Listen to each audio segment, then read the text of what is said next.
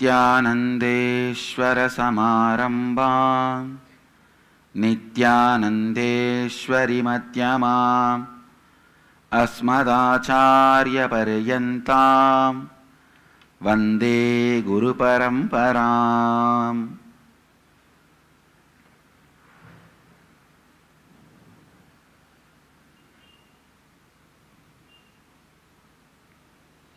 உங்கள் அனைவரையும் வணங்கி வரவேற்கின்றேன். பாண்டிச்சேரியிலிருந்து ஒன்று திரண்டிருக்கும் அன்பர்களையும் பக்தர்களையும் மற்றும் பல்வேறு இடங்களிலிருந்தும் வந்திருக்கும் அன்பர்களையும் பக்தர்களையும் வணங்கி வரவேற்கின்றேன். நித்யானந்த தொலைக்காட்சியின் மூலம் ஆரா டிவி மற்றும் தொலைக்காட்சிகளின் மூலமாக உலகம் முழுவதும் அமர்ந்து இப்பொழுது இந்த சத்சங்கத்தை கண்டுகொண்டிருக்கும் மக்கள் அனைவரையும் வணங்கி வரவேற்கின்றேன். வேண்டுவது யாவும் தருவாய். இன்றைய சத்சங்கத்தின் தலைப்பு வேண்டுவது யாவும் தருவாய். மனிதன் அடிப்படையில் ஒரு மிகப்பெரிய சாத்தியம். ஆழ்ந்து உள்வாங்குங்கள். மனிதன் அடிப்படையில் ஒரு மிகப்பெரிய சாத்தியம். நாம் நமக்கே எவ்வாறு அறிமுகப்படுத்தப்பட்டிருக்கிறோமோ அது உண்மையில் நாம் எதுவோ அதைவிட மிக மிக குறைவானது. நாம் எது என்று நமக்கு அறிமுகப்படுத்தப்பட்டிருக்கிறோமோ அந்த அறிமுகத்தை யார் வேணா கொடுத்திருக்கலாம். நம்முடைய தாய் தந்தையர் கொடுத்திருக்கலாம், நம்முடைய ஆசிரியர்கள் கொடுத்திருக்கலாம், நம்முடைய குருமார்கள் கொடுத்திருக்கலாம், யார் வேண்டுமானாலும் கொடுத்திருக்கலாம். சிறு வயதில் நாம் யார் என்று நமக்கு நாமே செய்யப்பட்ட அறிமுகம்.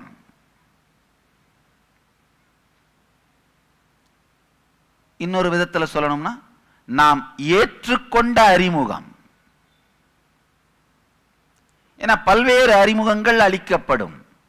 அதில் நாம் ஏற்றுக்கொண்ட அறிமுகம், எதை நாம் நாம் என்று நம்புகிறோமோ அது உண்மையான நாம் யாரோ அதை விட மிக மிக மிக குறைந்தது. விருட்சத்திற்கு பதிலாக விதையாக அறிமுகப்படுத்தப்பட்டோம். விதையின் சாத்தியக்கூறு, ஒரு விதை விருட்சமாவது மட்டுமல்லாது பல்வேறு விருட்சங்களை உருவாக்கக்கூடிய விதைகளை தரக்கூடிய சாத்தியமுடையது என்கின்ற சத்தியம் நமக்கு அறிமுகப்படுத்தப்படவில்லை. ஆழ்ந்து கேளுங்கள். நம்முடைய சாத்தியங்கள், நம்முடைய நிஜமான அறிமுகம் நமக்கு அளிக்கப்படாததனால் நாம் வாழ்க்கையில் இழந்தவை பல விஷயங்கள். ஒரு சின்ன உதாரணம். சில நாட்களுக்கு முன்பாக ஒரு ஆராய்ச்சி கட்டுரையை படித்துக் கொண்டிருந்தேன். திபெத்தினுடைய ஒரு குறிப்பிட்ட பகுதியில் புத்த மத துறவிகள் இயற்கையாகவே 300 ஆண்டுகள் வாழ்ந்து கொண்டிருந்தார்கள். அங்கு சென்ற சில மேலை நாட்டு விஞ்ஞானிகள் இதை பார்த்து மிக ஆச்சரியப்பட்டு போனார்கள். அங்க இருக்கிற அந்த கல்லறைகளில் இருக்கிற சில கல்வெட்டுக்கள் 280வது வயதில் அகால மரணம் அடைந்தார், இந்த துறவி 280வது வயதில் அகால மரணம் அடைந்தார். ஆராய்ச்சி செய்பவர்களுக்கு புரியல, என்னப்பா 280 வயதை அகால மரணம்னு சொல்றீங்க. ஆழ்ந்து ஆராயும் பொழுது சிறு வயதிலிருந்தே மனிதனின் வயது 300 என்று அவர்களுக்கு சொல்லப்பட்டது. அந்த அறிமுகத்தை அவர்கள் ஏற்றுக்கொண்டார்கள். அதை ஆழமாக உறுதியாக அவர்கள் நம்பினார்கள். அதனால் அவங்களுடைய உடற்கூறு, அவர்களுடைய மசில் மெமரியும் பயோ மெமரியும், அவங்களுடைய மசில் மெமரியும் பயோ மெமரியுமே அந்த வாழ்க்கைக்கு டியூன் ஆயிருச்சு.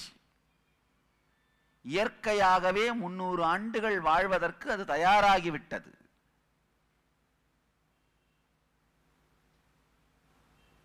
அடுத்தது சுகமான செய்தி. சாதாரண மனிதர்கள் அங்கு குடியேற துவங்கி, சாதாரண மனிதர்கள்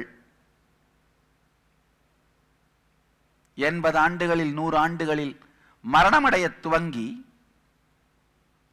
அதை பார்த்த இந்த தலைமுறை புத்த துறவிகளும் அதேபோல் 80-100 ஆண்டுகளில் மரணமடைய துவங்கி விட்டார்கள். கொடுமை, இது வெறும் ஒரு 60 ஆண்டுகளில் நடந்த மாற்றம். இந்த கண்டுபிடிப்புக்கு பிறகு சாதாரண சில மனிதர்கள் அங்க குடியேற துவங்கினார்கள்.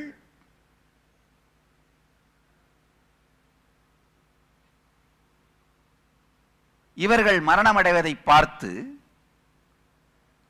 மெதுமெதுவாக அந்த புத்த துறவிகளும் அவர்கள் மனமும் கூட மனிதனின் வாழ்க்கை 80லிருந்து 100 ஆண்டுகள் வரை என்று நம்பத் துவங்கி, அவர்கள் உடலும் அவர்கள் மனமும் சாதாரண மனிதனைப் போல் இயங்கத் துவங்கியது. அதனால் சாதாரண மனிதனைப் போல் மரணமடைந்தார்கள். நாம் நம்மை எது என்று நம்புகிறோமோ, நாம் நம்மை பற்றிய எந்த அறிமுகத்தை ஏற்றுக்கொள்கிறோமோ அது நம் வாழ்க்கையின் அடிப்படை. எதை நாம் என்று நாம் கருதுகிறோமோ அதுதான் நம் வாழ்க்கையின் மிகப்பெரிய சொத்து. வேறு எந்த சொத்தும் வரலாம் போகலாம். வேறு எந்த சொத்து இருந்தாலும் இல்லாவிட்டாலும் நம் வாழ்க்கையில் திருப்தியும் முழுமையும் வரலாம், வராமலும் போகலாம். ஆனால் நாம் நம்மை பற்றி வைத்திருக்கும் கருத்து சரியானதாக, தெளிவானதாக இருந்தால் மட்டுமே வாழ்க்கையின் முழுமை நமக்குள் மலரும். நாம நம்மை பற்றி வைத்திருக்கின்ற கருத்து, நாம் எது என்று நமக்குள் ஆழமாக நாமே நம்மை நம்புகிறோமோ அந்த கருத்துதான் வாழ்க்கையின் மிகப்பெரிய செல்வம். ஒரு நல்ல செய்தி என்னன்னா, அந்த கருத்து நீங்கள் உருவாக்கியது. மிக நல்ல செய்தி என்னன்னா, ஒரு முறை தவறு செய்திருந்தாலும் இப்பொழுது அதை திருத்தி மீண்டும் வேறாக மாற்றி உருவாக்கிக் கொள்ள முடியும். நாம் நம்மை பற்றி வைத்திருக்கும் கருத்து.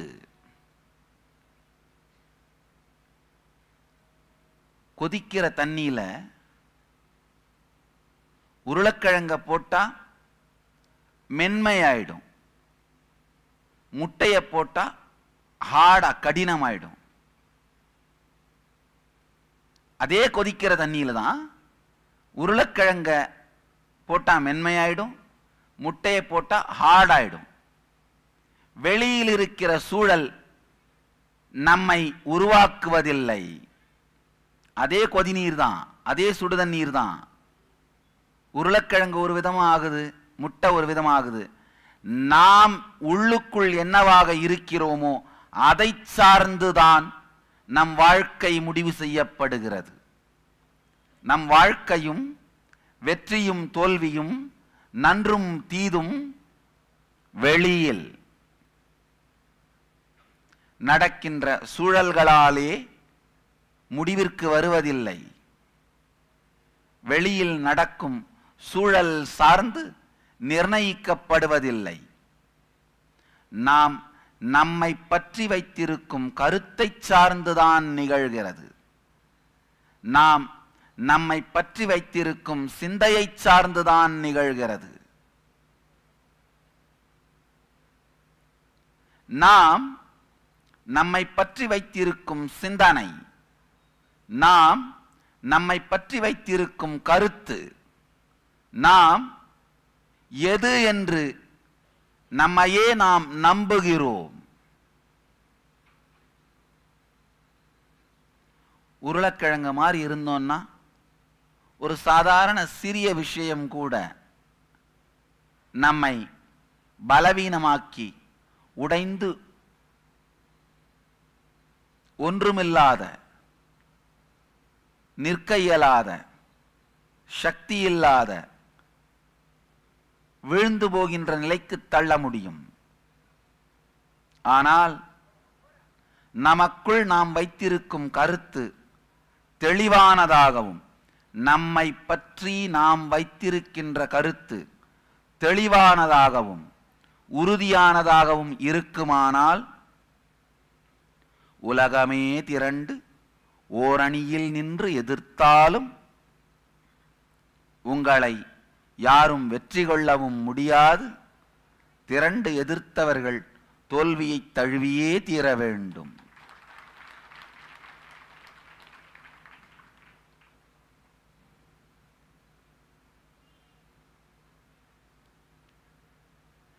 ஒரு பத்திரிகையாளர் என்கிட்ட கேட்டாரு,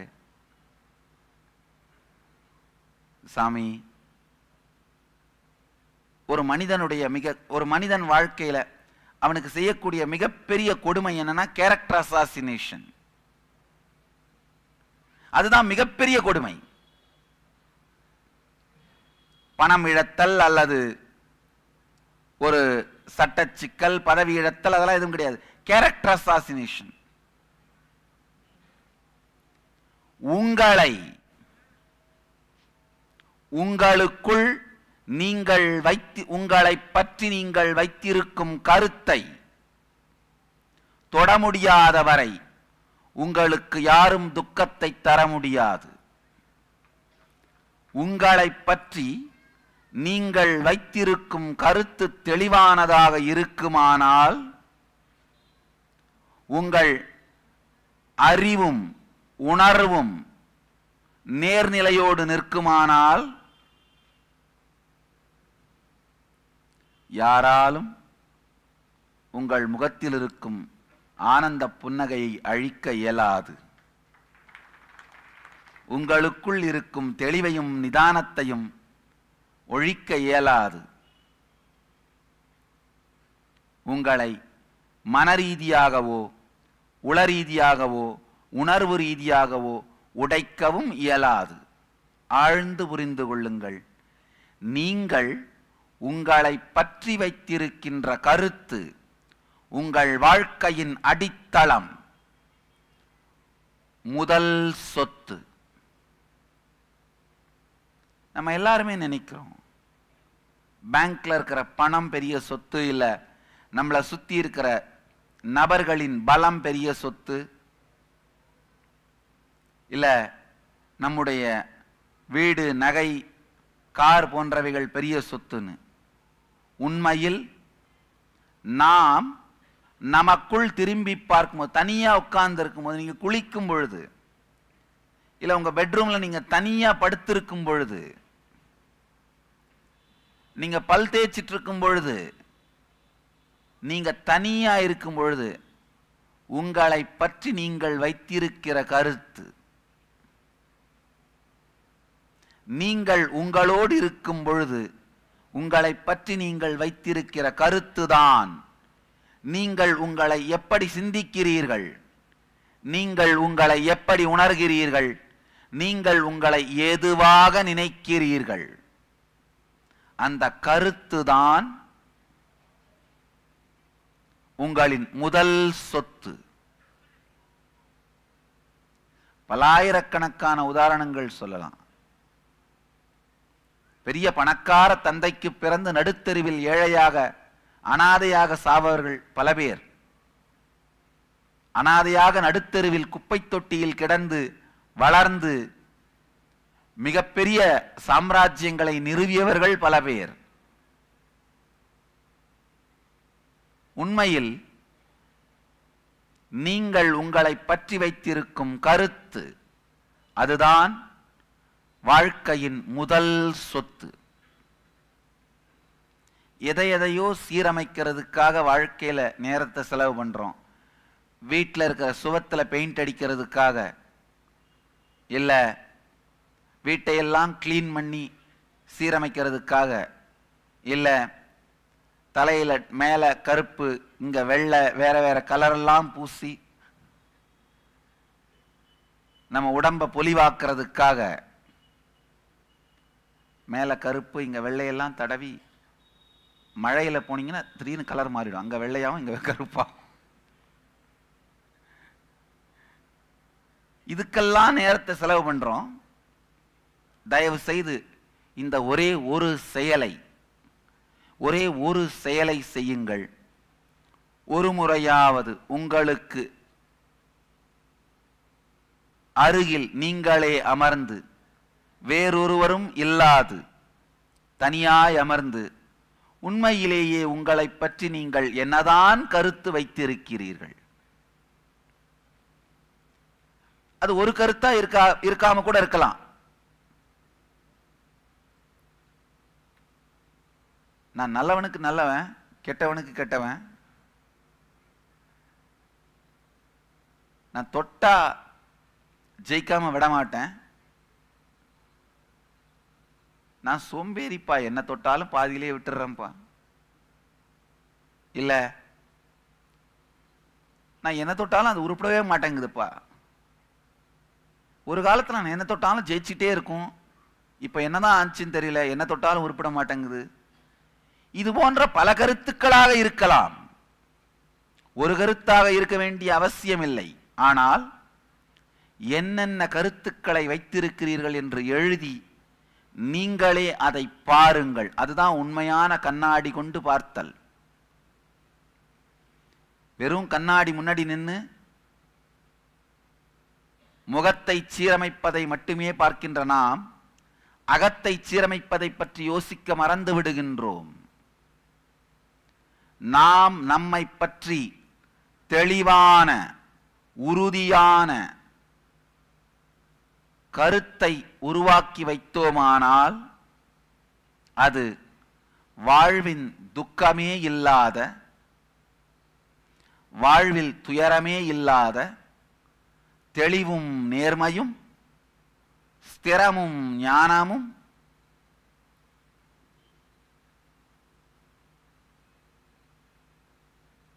யாராலும் அழிக்க முடியாத, யாராலும் அசைக்க முடியாத உறுதியையும் நம் வாழ்க்கையில் அளிக்கும். இதுதான் வாழ்க்கையினுடைய பாதுகாப்பு அரண்கையா. வேற எந்த இன்சூரன்ஸும் இன்சூரன்ஸ் கிடையாது. வேற எந்த இன்சூரன்ஸும் லைஃப் இன்சூரன்ஸ் கிடையாது. Death insurance. செத்த பிறகு நீங்க சாகிறதுக்காக காத்திருந்தவங்களுக்கு பணம் போகும். அது டெத் இன்சூரன்ஸ். உண்மையான லைஃப் இன்சூரன்ஸ் வாழும் பொழுது நீங்கள் உங்களை பற்றி வைத்திருக்கும் தெளிவான கருத்தும் அதனால் ஏற்படுகின்ற தெளிவு, அதனால் ஏற்படுகின்ற வாழ்க்கையை பற்றிய முழுமை, அதனால் ஏற்படுகின்ற வாழ்க்கையை பற்றிய ஆழமான திருப்தி. மகாவீரர் ஒரு இடத்துல சொல்றாரு, நீங்க பூமிக்கு வரும் பொழுதே உங்களுக்கு தேவையான மொத்த உணவும் அனுப்பப்பட்டு விடுகிறது. அந்த உணவை நீங்க வேக வேகமா சாப்பிட்டீங்கன்னா அது முடிஞ்ச உடனே 40 வயசோ 45 வயசுலயோ செத்து போயிருவீங்க. அதை கம்மியா பொறுமையா பொறுமையா பொறுமையா சாப்பிட்டீங்கன்னா அது முடிகிற வரைக்கும் 100 வயசோ 150 வயசோ வாழ்வீங்க. இது ஒரு அருமையான சத்தியம். நீங்க பூமிக்கு வரும் பொழுதே உங்களுடைய மொத்த உணவு கோட்டை அலாட்டாய் பூமிக்கு வந்துருது. அதை நீங்க வேக வேக வேகமா காலையில மதியானம் நடுவுல ஒரு சாயந்தரம், காலையில பிரேக்ஃபாஸ்ட், பிரேக்ஃபாஸ்ட்டுக்கும் லஞ்சுக்கும் நடுவுல ஒரு பிரஞ்சு, லஞ்சு, அதுக்கப்புறம் லஞ்சுக்கும் டின்னருக்கு நடுவுல ஒரு ஈவினிங் ஸ்நாக்ஸ், டின்னர் முடிச்சு பெட்டுக்கு போனப்புறம் பெட்ல தூங்குறதுக்கு முன்னாடி ஒரு கப்பு ஸ்நாக்ஸ், வேக வேக வேகமா முடிச்சிங்கன்னா இது முடிஞ்ச உடனே வேற வழியில பேக் பண்ணிட்டு போய் ஆகணும். சரிப்பா உன் கோட்டா முடிஞ்சிருச்சு, கிளம்பி வந்துரு. 40 வயசுல கூட பேக் பண்ணிட்டு போயிடுவோம். அப்படி இல்லாமல் பொறுமையாக ஒரு நாளைக்கு 2 வேளை, ஒரு நாளைக்கு 1 வேளை உண்பவன் யோகி, 2 வேளை உண்பவன் போகி, 3 வேளை உண்பவன் ரோகி, 4 வேளை உண்பவன் போகி. எப்பொழுது உணவின் உட்கொள்ளுதல் குறையுதோ நாம் நம் உணவை முடிக்கின்ற வரை நீண்ட ஆயுளோடு 100 120 ஆண்டுகளோ வாழ முடியும். ஆழமா புரிஞ்சுக்கோங்க. நீங்க பூமிக்கு வரும் பொழுதே உங்களுக்கு தேவையான மொத்த உணவும் அடுப்பப்பட்டுருது அப்படின்னு மகாவீரர் சொல்றாரு. அவர் சொல்ற கருத்து ஒரு நோக்கத்தில், என்னுடைய அனுபவத்திலிருந்து சொல்லுகின்றேன், நீங்க பூமிக்கு வரும் பொழுதே நீங்க அனுபவிக்க வேண்டிய சக்திகள் எல்லாமும் உலகத்திற்கு அனுப்பப்பட்டு விடுகிறது. அதை வெளிப்படுத்தி அனுபவிக்க துவங்கினால் அனுபவித்து முடிக்கும் வரை நீண்ட காலம் நீங்கள் வாழ்ந்து கொண்டே இருக்கலாம். ஆனால் வெளிப்படுத்த தவறினால், அவைகளை வெளிப்படுத்தும் நுட்பத்தை கண்டுகொள்ளாமல், அவைகளை உட்சார்ந்து பார்க்காமல் நிற்காது தவறினால்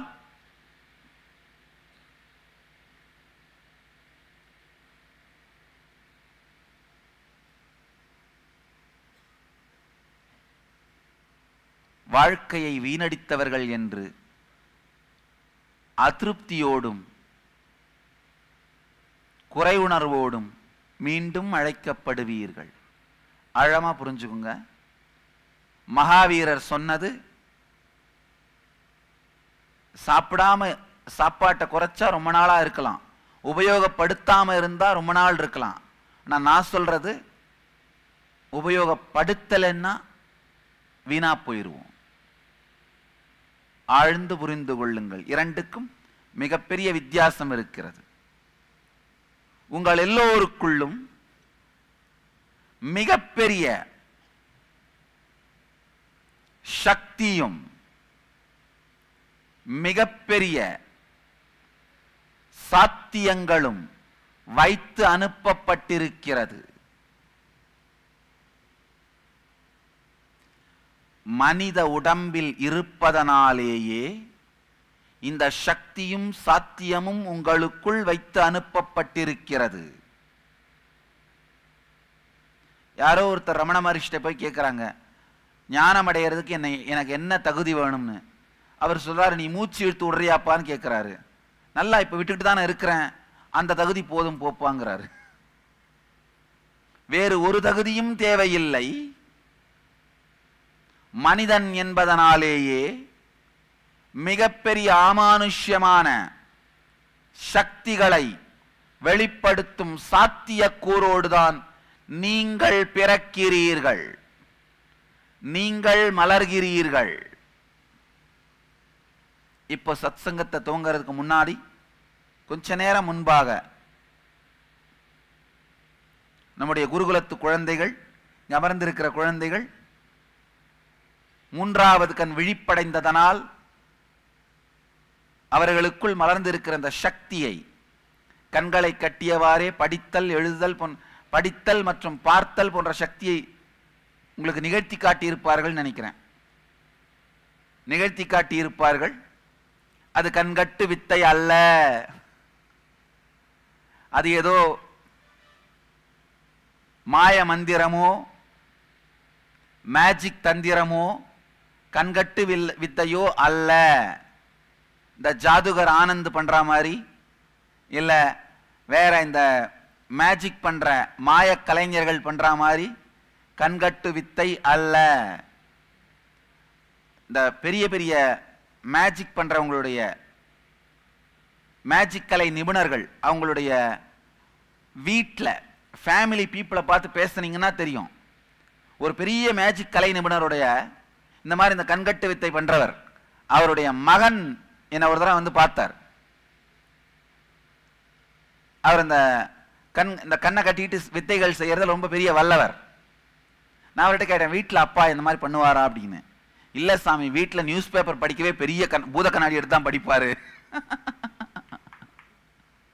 ஏன்னா அதெல்லாமே நீங்கள் கண்டுபிடிக்க முடியாதது போல் நடத்தப்படுகின்ற வித்தை.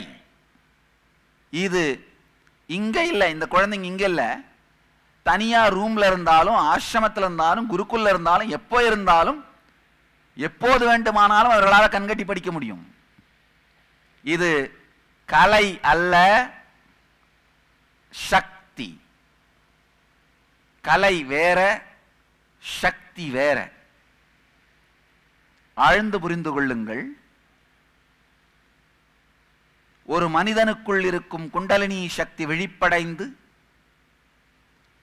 உடலில் இருக்கின்ற வேறு வேறு சக்தி மையங்கள் சக்கரங்களுக்குள் மலரும் பொழுது பல்வேறு விதமான சாத்தியங்களும் சத்தியங்களும் சக்திகளும் மலர்வது இயற்கை. அந்த குழந்தைகளுக்குரிய குருகுலத்து குழந்தைகளுக்குள்ள அந்த குண்டலினி சக்தி விழிப்படைந்ததனால் மலர்ந்த சக்தி தான் அது. இது கண்கட்டு வித்தையோ மாய மந்திர ஜாலமோ வேற எதுவும் கிடையாது. இது உங்கள் எல்லோருக்கும் கூட சாத்தியம். நம்ம எல்லோருக்கும் சாத்தியம்.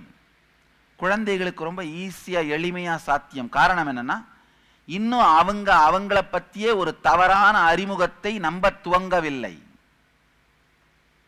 அவர்களுக்கு அவர்களை பற்றி சரியான அறிமுகம் இப்போதே அளிக்கப்படுகிறது. அவர்களுடைய சக்திகள் மலருவதற்கான சூழலும் வாய்ப்பும் நமது குருகுலத்தில் உருவாக்கப்படுகிறது. அவர்களை பற்றி அவர்களுக்கு சரியான அறிமுகம் அளிக்கப்படுகிறது. ஒவ்வொரு மனிதனும் சிறு வயதில் தன்னை பற்றிய சரியான அறிமுகத்தை பெற்றுக்கொள்வதுதான் மிகப்பெரிய சொத்து. தனக்குள் இது போன்ற பல சக்திகளும் சாத்தியங்களும் பொதிந்திருக்கின்றன என்பதை தெரிந்து, ஒண்ணுமே இல்லைங்க, இந்த ஒரு சின்ன சக்தியை விழிப்பிப்பதன் மூலமா அந்த குழந்தைகளுக்கு ஏற்பட்டிருக்கிற தன்னம்பிக்கை வாழ்நாள் முழுவதும் அவர்களுக்கு எதையும் சாதிக்க முடியும் என்று ஏற்பட்டிருக்கிற தைரியம்,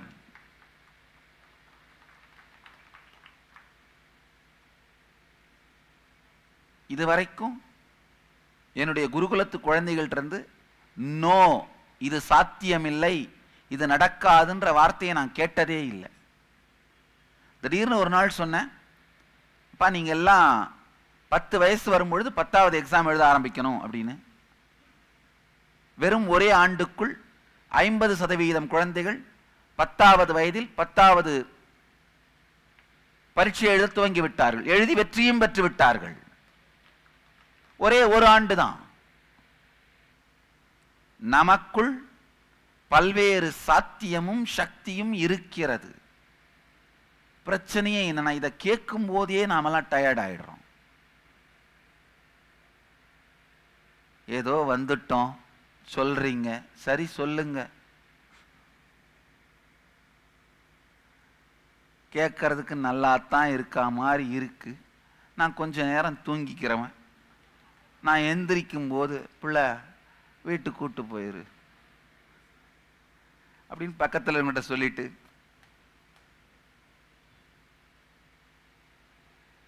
ஆழ்ந்து புரிந்து கொள்ளுங்கள். நம்ம எல்லோருக்கும் இது சாத்தியம்னு சொல்லும் பொழுதே நமக்கெல்லாம் ஒரு போர் அடிக்கிற மாதிரி, டயர்டா, சரி என்னவோ சொல்றீங்க, நானும் கேட்கிறேன். அதுதான் மிகப்பெரிய வறுமை. இப்ப யாராவது உங்களை பார்த்து ஒரு அவதூறான ஒரு வார்த்தையை சொன்னா வேகமா அதுக்கு எப்படி ரெஸ்பாண்ட் பண்றோம் பாருங்க. ஒரு மிருகத்து பேரை சொன்னாலோ இல்ல அவதூறான வார்த்தையை சொன்னாலோ வேகமா ஏய் அப்படின்னு எவ்வளவு வேகமா அதுக்கு ரியாக்ஷன் கொடுக்கிறோம்.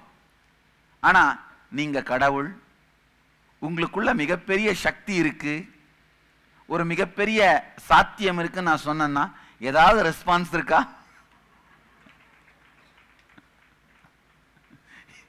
யாராவது ஒருத்தர் ஒரு அவதூறு வார்த்தை சொன்னா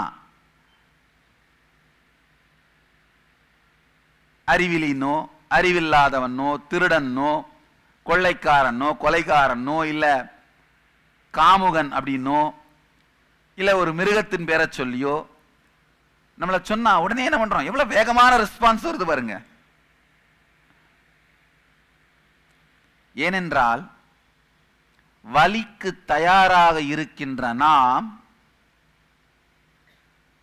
சத்தியத்தின் வெளிப்பாட்டிற்கு தயாராக இல்லை. ஒரு வலிக்கும் வேதனைக்கும் வேகமாக செயல்படுவதற்கு தயாராக இருக்கின்ற நாம் ஒரு ஆன்மீக சத்தியத்திற்கும் இறுதி உண்மைக்கும் அறுதி சத்தியத்திற்கும் வேகமாக செயல்பட தயாராக இல்லை. எதையாவது ஒன்று வேகமா நம்ம ஃபர்ஸ்ட் ரெஸ்பான்ஸ் வேகமா இருந்தாலே அதை சரி பண்றதுக்காக வேலை செய்யணும். யாராவது ஒருத்தர் உங்களுடைய குடும்பத்தாரோ தாயையோ தந்தையையோ அம்மாவையோ மனைவியையோ தங்கையையோ அவதூறா சொன்னாங்கன்னா முதல் ரெஸ்பான்ஸ் கோபம், இரண்டாவது ரெஸ்பான்ஸ் எடு அருவாளை. இது போன்ற விஷயங்களுக்கு வேகமாக செயல்பட தயாராக இருக்கின்ற நாம் துரதிர்ஷ்டவசமாக, மிகவும் துரதிர்ஷ்டவசமாக நம்முடைய சாத்தியக்கூறும் சத்தியமும் சக்தியும் நமக்கு சொல்லப்படும் பொழுது, நம்முடைய வாழ்க்கை சார்ந்த உண்மைகள் நமக்கு சொல்லப்படும் பொழுது, வாழ்க்கையை சார்ந்த சத்தியங்கள் நமக்கு வழங்கப்படும் பொழுது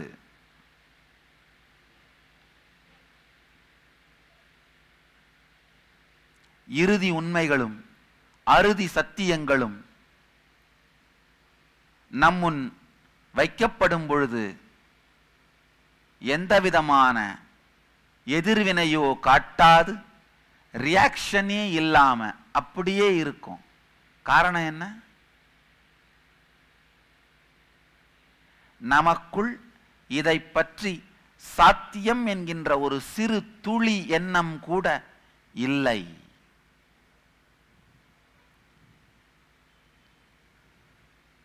மனித இனத்துக்கு இழைக்கப்பட்ட மிகப்பெரிய கொடுமை, மிகப்பெரிய கொடுமை.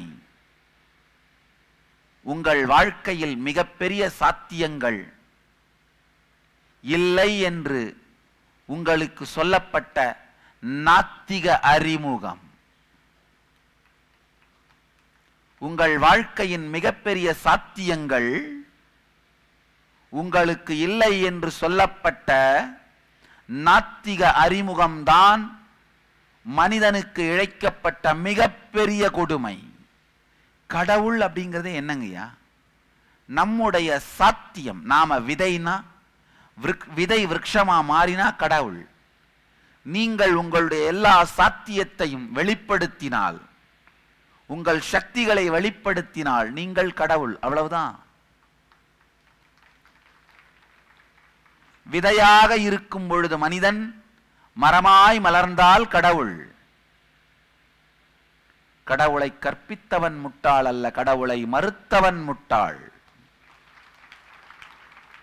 கடவுளை எதிர்த்தவன் காட்டுமிராண்டி, கடவுளை பரப்பாதவன் குற்றவாளி.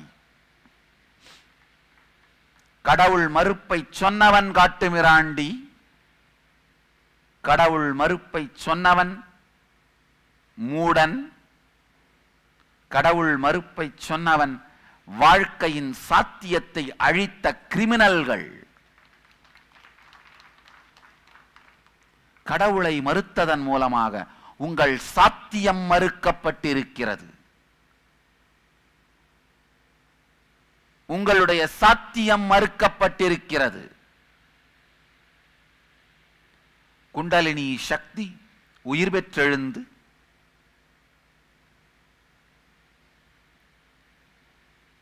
உங்கள் ஒவ்வொருவருக்குள்ளும் மலரச் செய்யும் சக்திகள், மலர வைக்கும் சக்திகள்,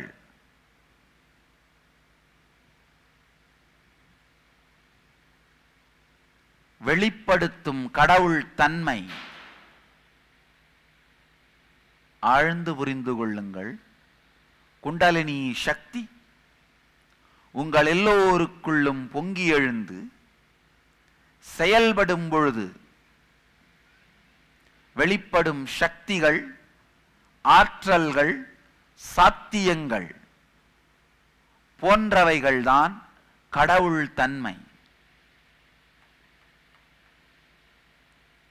கடவுள் தன்மையின் சாத்தியம் மறுக்கப்படும் பொழுது உங்களின் சாத்தியம் மறுக்கப்படுகிறது.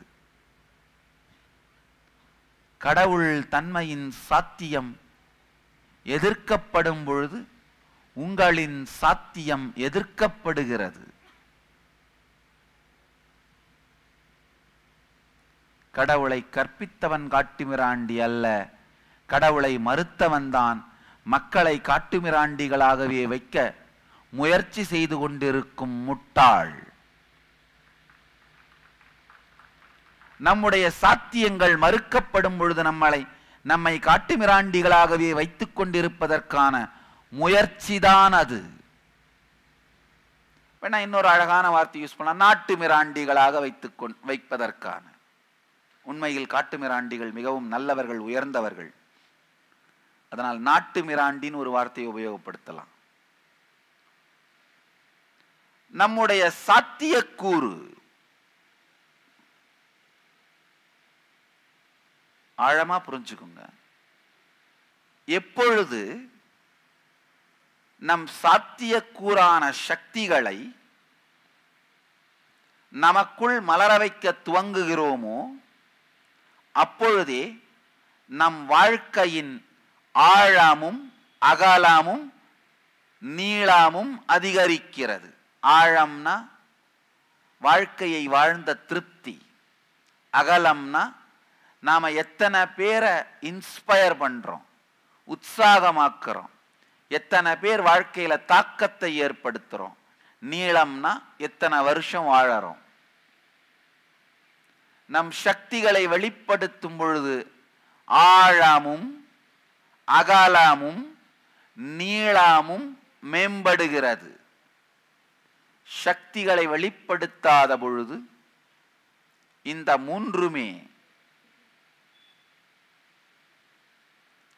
மூன்றுமே வெறுமையில், இயலாமையில், நிகழாமையில் நின்று கொண்டிருக்கிறது.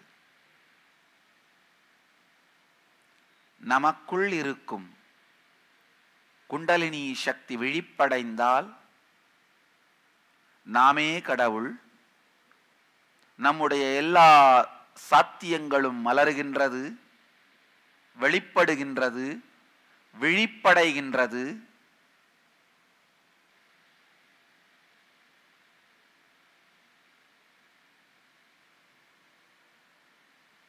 மனிதன் புனிதனாகிறான். வாழ்க்கைக்குள் முழுமைத்தன்மை மலர்கிறது.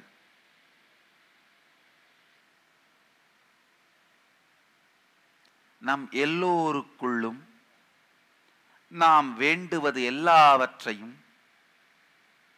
அடைகின்ற, அதை நமக்கு நாமே தந்து கொள்ளுகின்ற சக்தி முழுமையாக இருக்கிறது. வேண்டுவது யாவும் தருவாய்னு வேறொருவரை நோக்கி நீங்கள் வேண்ட வேண்டிய அவசியமில்லை.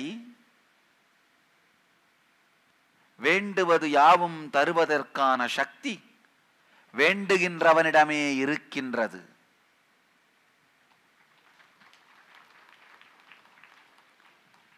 வேண்டுவது வெளியிலிருந்து வருகிறது என்று நினைப்பவன் பக்தன், உள்ளிருந்தே வருகிறது என்கின்ற உண்மையை உணர்ந்தவன் ஞானி.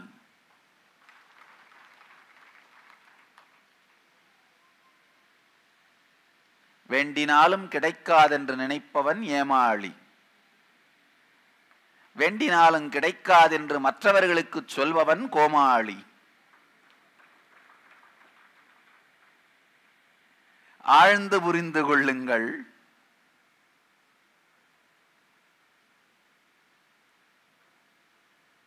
நம் மனதிற்கும் உணர்விற்கும்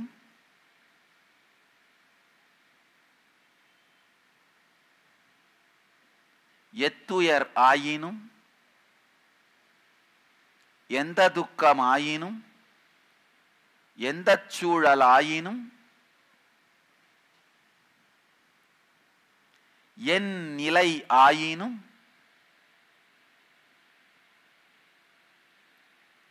தன்னிலை தவறாது இருக்கும் சக்தி மாத்திரமல்ல, வேண்டுவது யாவையும் உருவாக்கும் சக்தியும் உண்டு. உண்மையிலங்கய்யா, வேண்டுவது யாது என்று உங்களுக்கு நீங்களே தெளிவே இல்லாமல் காலையில ஒன்று வேணும்னு நினைக்கிறீங்க, மதியானம் இன்னொன்று வேணும்னு நினைக்கிறீங்க, ராத்திரி வேற ஒன்று வேணும்னு நினைக்கிறீங்க. இந்த மாதிரி நீங்களே அலைந்து கொண்டிருப்பதால் தான் நீங்கள் வேண்டுவது உங்கள் வாழ்க்கைக்குள் மலர்வதில்லை. இதுதான் என் வாழ்க்கையின் முதல் தேவை, இதுதான் அடுத்த தேவை, இதுதான் அதற்கடுத்த தேவை என்று எப்பொழுது உங்களுக்கு உங்கள் வாழ்வை பற்றி உங்கள் வாழ்வின் தேவைகளை பற்றி தெளிவு ஏற்படுகிறதோ அப்பொழுது வேண்டுவதை அடையும் சக்தி உங்களுக்குள்ளிருந்தே வெளிப்பட துவங்குகிறது. ரமண மகரிஷி ரொம்ப அழகா சொல்வாரு, ஒரு யானையோட துதிக்கையில மரத்தை கொடுத்தீங்கன்னா அந்த துதிக்கையை சும்மா அசைச்சுக்கிட்டு வழியில போற வரவங்களை தொந்தரவு பண்றதும் நின்று போயிடும், அந்த மரத்தை எடுத்துட்டு போறது மூலமா ஒரு வேலையையும் செய்யும். அது மாதிரி தான் நம்ம மனம்ங்கய்யா. தேவையானது என்ன அப்படிங்கிற ஒரு விஷயத்தை தெளிவாக உங்கள் மனத்திடம் ஒப்படைத்தால் அதை உருவாக்குவதற்கான எண்ணப்போக்கை உருவாக்கினீர்களானால் வேண்டுவது யாவையும் தருவதற்கு உங்களுக்குள்ளேயே உங்கள் ஆத்ம சக்தி காத்திருக்கிறது, உங்கள் ஆனந்த சக்தி காத்திருக்கிறது. விவேகானந்தர் ரொம்ப அழகா சொல்வாரு, நீங்க எத்துணை ஆழமாக பிரார்த்தனை செய்தாலும், எத்துணை உறுதியாக தவம் செய்தாலும், வெளியிலிருந்து யாரோ உங்கள் பிரார்த்தனையையும் தவத்தையும் நிறைவேற்றுகிறார்கள் என்று நினைக்காதீர்கள். உள்ளுக்குள்ளே பொங்குகிற குண்டலினி சக்தி தான் நீங்கள் வேண்டுவதை நிறைவேற்றுகிறது. வெளியிலிருந்து நிறைவேறுதுன்னு நினைச்சாலும் தப்பில்லை, அதுவும் ஒரு நிலை. பக்தன் வெளியிலிருந்து கடவுள் கொடுக்கிறார் நினைக்கிறது பக்தனுடைய நிலை. இல்ல, உள்ளுக்குள்ளிருந்தே அது நிறைவேற்றப்படுகிறது என்று உணர்வது ஞானியின் நிலை. உங்கள் மனதிற்குள் குழப்பங்களையும் கொந்தளிப்புகளையும் வேதனைகளையும் ரண துக்கங்களையும் வலியாக மாறிப்போன ரண துக்கங்களையும் ஆற்றவும் கரை தேற்றவும் நிறைந்த மனதிலிருந்து ஏற்படுத்தப்படும் சங்கல்பங்கள் எண்ணங்கள் நிஜமாகின்றன, சத்தியம் ஆகின்றன. இது சாத்தியம் என்கிற சத்தியத்தை அனுபவபூர்வமாக உங்களுக்கு மலரச் செய்கின்ற அறிவியல்தான் கல்பதரு. ஆழ்ந்து புரிஞ்சுக்குங்க. கல்பதரு வரம்பெறும் நிகழ்ச்சி அல்ல, வரங்களை உங்களுக்குள் உருவாக்கி கொள்ளும் அறிவியல் தரும் நிகழ்ச்சி. உங்கள் எல்லோருக்குள்ளும் வேண்டுவது யாவும் தருகின்ற பெருஞ்சக்தி நிறைந்திருக்கின்றது. வேண்டுவது யாவும் தரும் பெரும் சக்தி விழிப்பிக்கப்பட வேண்டும், அவ்வளவுதான். உங்க வாழ்க்கையில் இருக்க எல்லா குழப்பங்களுக்குமே நீங்க உங்களை பத்தி வச்சிருக்கிற கருத்து தெளிவா இல்லாம மற்றவங்க கிட்ட நீங்க காட்டுறீங்களே உங்க பர்சனாலிட்டி, அதுவும் தெளிவா இல்லாம நீங்க உலகத்தை பத்தி வச்சிருக்கிற கருத்தும் தெளிவா இல்லாம இதுல ஏற்படுற குழப்பம், அதாவது நீங்க உங்களை என்னவா நினைக்கிறீங்களோ அது ஒண்ணா இருக்கு, உலகத்துக்கு நீங்க உங்களை என்னவா காட்டுறீங்களோ அது வேற ஒண்ணா இருக்கு, அவங்க உங்களை எப்படி புரிஞ்சுக்கிறாங்களோ அது இன்னொன்னா இருக்கு, நீங்க உலகத்தை எப்படி புரிஞ்சுக்கிறீங்களோ அது கம்ப்ளீட்டா இன்னொன்னா இருக்கு.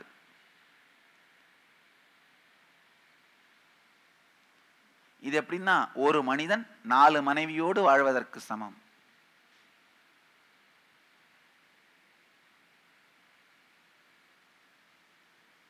நல்லாத்தானே இருக்கும் அப்படின்னு நினைச்சிங்கன்னா வாழறவங்களோட பேசி பாருங்க.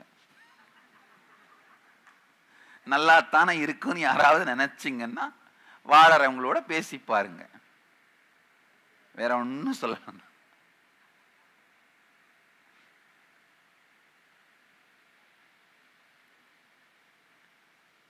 நீங்க உங்களை பத்தி வச்சிருக்கிற கருத்து,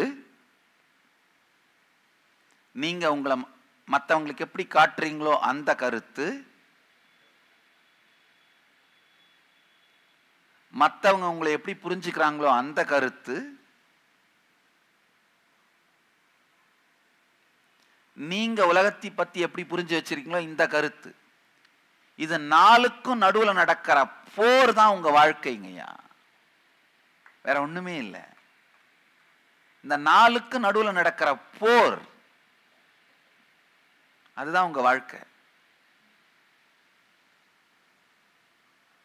உள்ளுக்குள்ள உங்களை பத்தி ஒரு மாதிரி நினைக்கிறீங்க, ஆனா இன்னொரு மாதிரி வெளியில காட்டுறீங்க. ரொம்ப எளிமையான வாழ்க்கை என்ன தெரியுமாங்கய்யா, உண்மையை அப்படியே சொல்றது. ஏன்னா நீங்க என்ன சொன்னீங்கன்னு நினைவுல வச்சிருக்க வேண்டிய அவசியம் இல்லை. ஒரு தரம் பொய் சொல்ல ஆரம்பிச்சிட்டீங்கன்னா அதையே திரும்ப திரும்ப நினைவுல வச்சிருந்து கரெக்டா சொல்றது பெரிய வேலையா இருக்கும். என்கிட்ட பல பேர் வந்து பேசுவாங்க, அவங்கள பத்தி மற்றவங்கள பத்திலாம் என்னென்னோ சொல்லுவாங்க. நான் ஒண்ணுமே பண்ண மாட்டேன், ஜஸ்ட் கேட்டுட்டு ஒரு 10 நிமிஷம் கழிச்சு அதை பத்தி திரும்ப சொல்லுவேன், அவ்வளவுதான். வேற ஒன்றும் பெருசாலாம் பண்ண வேண்டாம். ஒரு 10 நிமிஷம் பேசிட்டு இருந்துட்டு திரும்ப ஒரு தரம் அவர் சொன்னதையே சொல்ல சொல்லி கேட்டீங்கன்னா போதும்.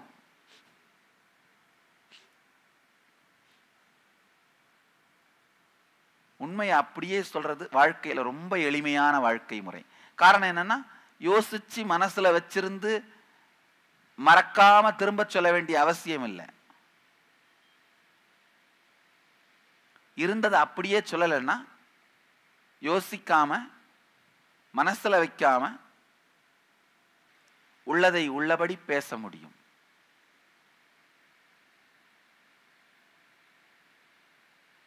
வாழ்க்கையின் இந்த 4ற்கும் நடுவிலே நடக்கின்ற நாடகம்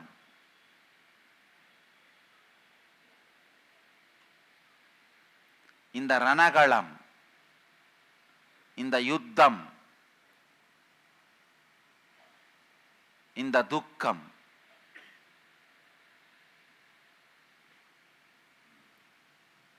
இது கரைந்து உங்களுக்குள் இருக்கும் குண்டலினி சக்தி மலர்ந்து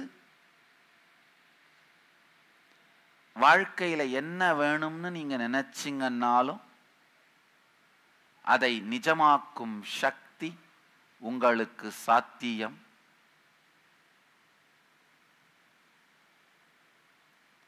இந்த மொத்த சத்சங்கத்து மூலமாகவும் நாங்கள் உங்களுக்கு சொல்ல விரும்புகிற ஒரே ஒரு கருத்து, நீங்கள் உங்களை பற்றி வைத்திருக்கிற அறிமுகம் தவறானது.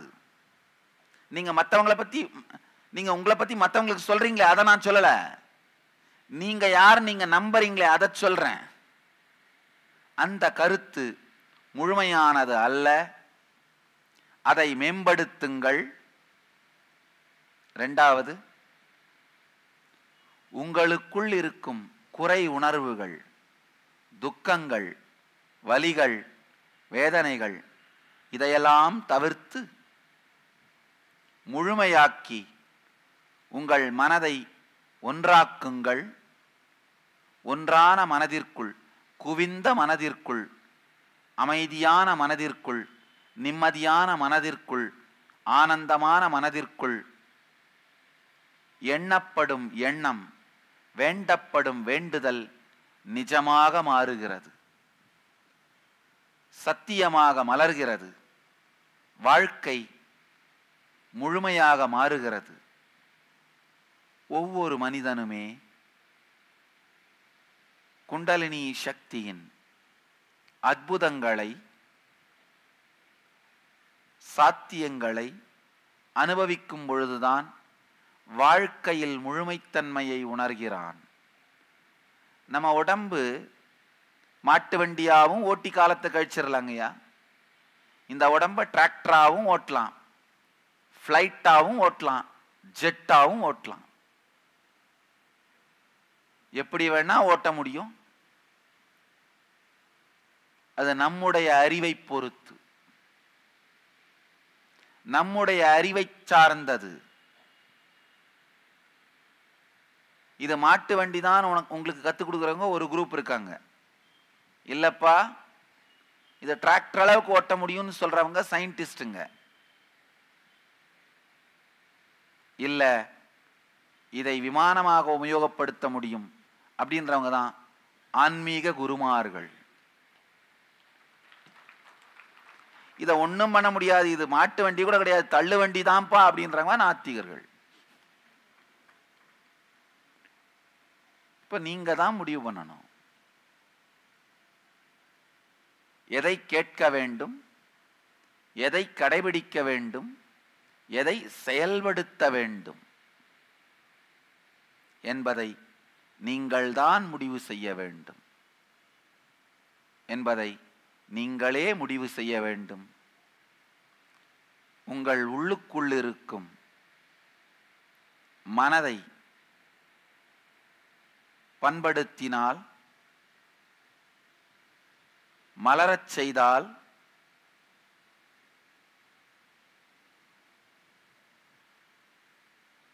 வேண்டுவது யாவும் கிடைக்கும், வேண்டுவது யாவும் மலரும். இதையெல்லாம் தாண்டி எதையுமே வேண்டாத நிலையும் மலரும். எதையுமே வேண்டாத நிலையான ஜீவன் முக்தியும் மலரும். எத்துணைதான் வார்த்தைகளால் விவரித்தாலும் சத்தியம் இது ஒன்றுதான். உங்கள் எல்லோருக்குள்ளும் மிகப்பெரிய சாத்தியம் இருக்கின்றது. இந்த அறிவியலை கற்றுக்கொண்டு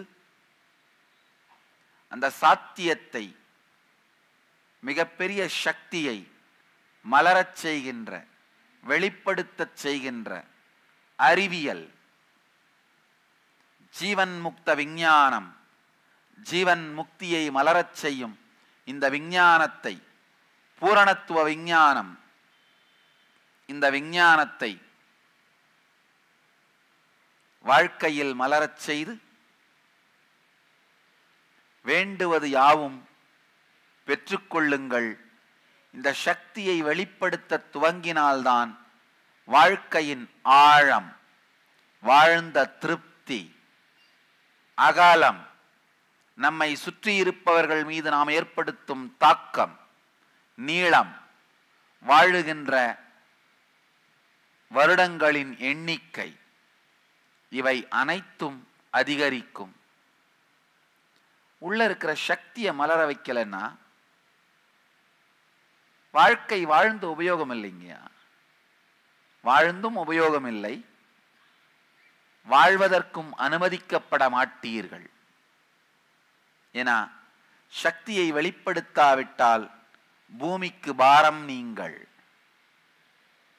வெறும் ஒரு மிருகமாகவே வாழ்க்கை கழிந்து விடுகிறது. சாத்தியங்கள் உங்களுக்கு சொல்லப்படாவிட்டால் வெறும் மிருகமாகவே வாழ்க்கை தீர்ந்து விடுகிறது. மிருகமாகவே வாழ்க்கையை கழிப்பது எந்த விதத்திலும் உங்களை முழுமையாக்காது. முழுமையாக்காத வாழ்க்கையை வாழ்வதற்கு நீங்கள் அனுமதிக்கப்படுவதும் இல்லை.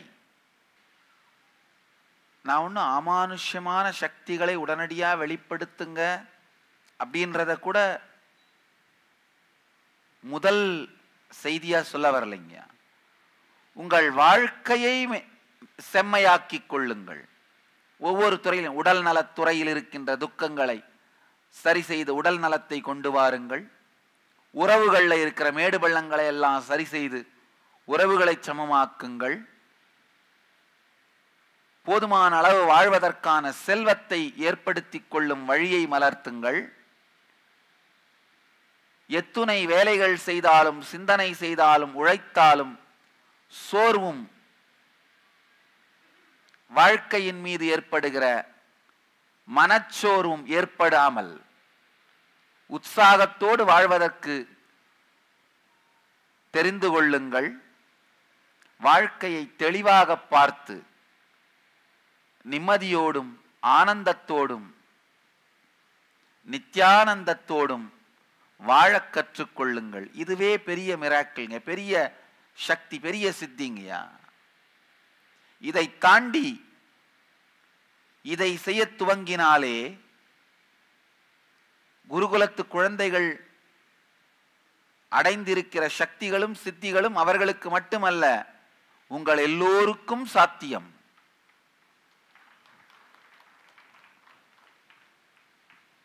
இப்பதான் வாரணாசியில 21 நாள் அகவிழிப்புணர்வு இன்னர் அவேக்கனிங் தியான முகாம் நடந்தது. பல நூற்றுக்கணக்கான ஆண்களும் பெண்களும், வயதானவர்கள், பெரியவர்கள், குழந்தைகள் மட்டுமல்ல பெரியவர்கள், பல பெரியவர்களும் மூன்றாவது கண் விழிப்படைந்ததனால் கண்களை கட்டி அவர்களும் படிக்க துவங்கிவிட்டார்கள். இது குழந்தைகளுக்கு மட்டுமானது என்று நினைக்காதீர்கள், உங்களுக்கும் சாத்தியம். இது கண்கட்டு வித்தையும் அல்ல, மேஜிக்கோ ஃப்ராடோ இல்ல, ஏதோ கண்கட்டு வித்தையோ அல்ல. குண்டலினி சக்தி விழிப்படைந்தால் உங்கள் எல்லோருக்குள்ளும் இது சாத்தியம். இது சாத்தியம், இது சத்தியம்.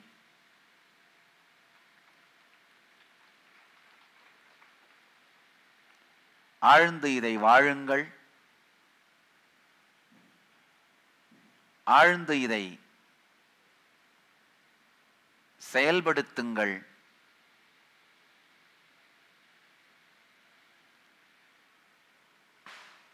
நாளைக்கு நாளைக்கு நாளைக்குன்னு போஸ்ட்போன் பண்ணிக்கிட்டே போனீங்கன்னா, தள்ளி போட்டுட்டே போனீங்கன்னா, நாளை இல்லாமல் இன்றே மரணம் வரும்பொழுதுதான் விழிச்சுக்கிட்டு ஐயோ இந்த போஸ்ட்போன் பண்ணியே வாழ்க்கையை வீணாக்கிட்டோமோன்னு நினைப்பீங்க. நாளை நாளை நாளை என்று தள்ளி போடாமல் இன்றே என்று முடிவெடுத்து வாழ்க்கையை மலர்த்தி கொள்ளும் இந்த ஜீவன் முக்த விஞ்ஞானத்தை கற்றுக்கொண்டு முழுமைத்தன்மையை அடைந்து உங்களுக்குள் இருக்கும் குண்டலினி சக்தியை வெளிப்படுத்துங்கள், வெளிப்படையச் செய்யுங்கள். இந்த அறிவியலை உங்களுக்கு தருகின்ற நிகழ்ச்சிதான் கல்பதரு தியான முகாம். வேண்டுவது யாவும் தருவதற்கு வேறொருவரும் வேண்டாம்.